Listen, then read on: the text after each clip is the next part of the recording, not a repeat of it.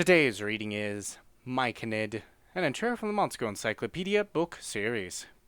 A petite mushroom monster that lives in damp places. They're also called walking mushrooms, and while the original race of Montago don't move very much from their spot, the distinguishing trait of myconids is that they are extremely active and will wander around in pursuit of a man to be their prey. They have a calm disposition and a vacant expression on their face to the point that it's difficult to figure out what they're thinking, yet contrary to that, they're normally scamper about busy. It is said that it is so much so that their feet never stop except when they are sleeping. As soon as they spot a man, they rush straight towards him and leap at him in an attempt to embrace him. They are by no means strong monsters, but they have a soft, elastic body that can squishily deflect even a sharp sword attack. Since they head straight at men, it's also easy to trip them or push them aside, but their movement can only be stopped for a moment as they bounce off the ground, and no matter how many times they're tripped or sent flying, they'll keep trying to launch themselves at men without getting discouraged.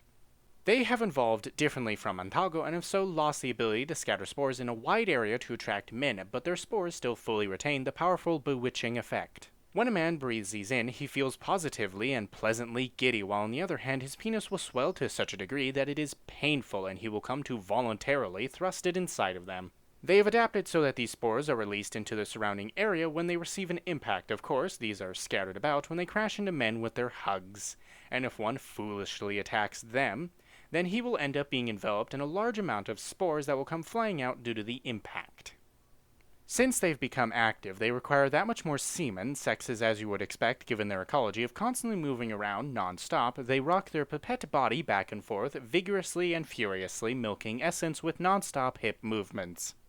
Before obtaining a man, they spend their time walking about forest and caves here and there, but after getting their hands on a man who will be their husband, they start to follow their husband around constantly. On the other hand, contrary to how they normally walk about all the time, they prefer to remain motionless once they have the man who will become their husband in their embrace, which may be due to the nature of the Montago family to live while rooted in something. If their husband welcomes them into his arms, they leap at him gleefully, squeezing their arms and legs around him in a firm embrace.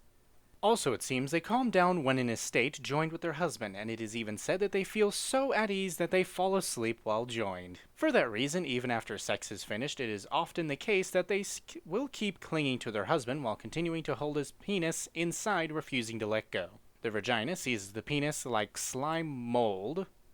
That's an extremely odd comparison. And the scattered spores causes the penis to swell inside so that once inserted, it cannot be easily removed.